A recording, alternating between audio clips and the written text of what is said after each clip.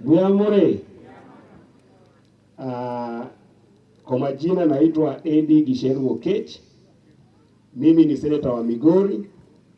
Ndio maana nimewasalimu kama watu wetu, kwa sababu sisi ni majirani hapa, na hapa Kisii ndio mimi nakujanga shopping, na tumekuja hapa kumzindikiza baba Raila Odinga, kuja kuona kwamba tumezindikiza magokoro wetu vizuri.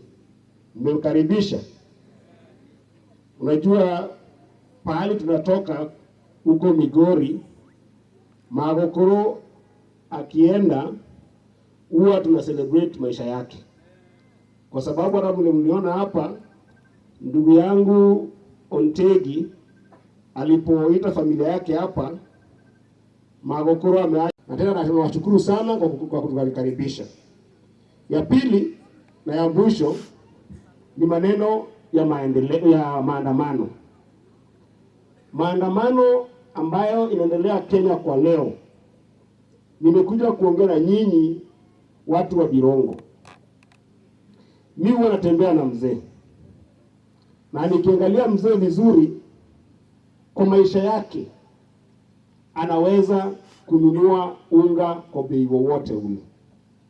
Kwa maisha yake anaweza nunua sukari kwa bei wowote ule.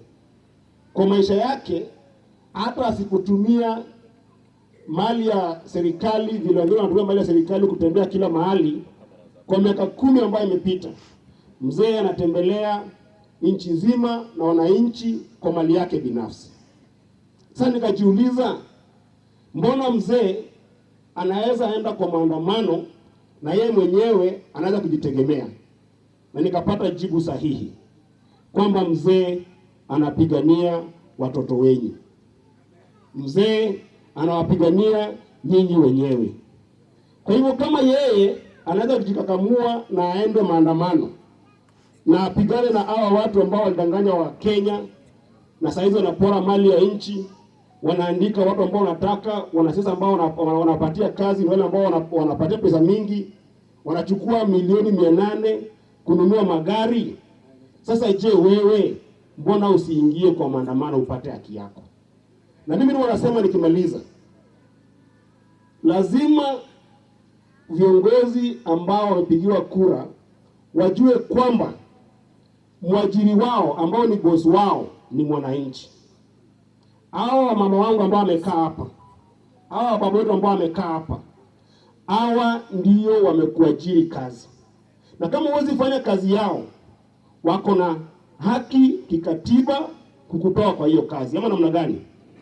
Na huwezi kuja alafu uchukue boss wako akitaka kutoa kwa kazi, unamchukulia polisi, unamwekea tear gas, unaanza kumpiga na tear gas. Hiyo tumekataa, na wa invite kwamba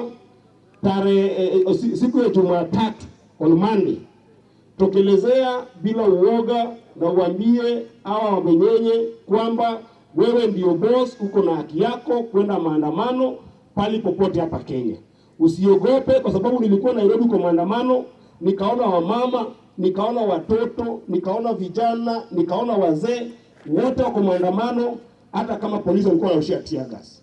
Hiyo hatutakubali mpaka bei ya bidhaa iende chini, mpaka watu wakubali kwamba IBC lazima itengenezwe kwa mikakati ambayo wananchi wanataka, na mpaka wakubali kufungua server, tuangalie hiyo server ilikuwa namna gani kwa uchaguzi uliopita. Asanteni sana.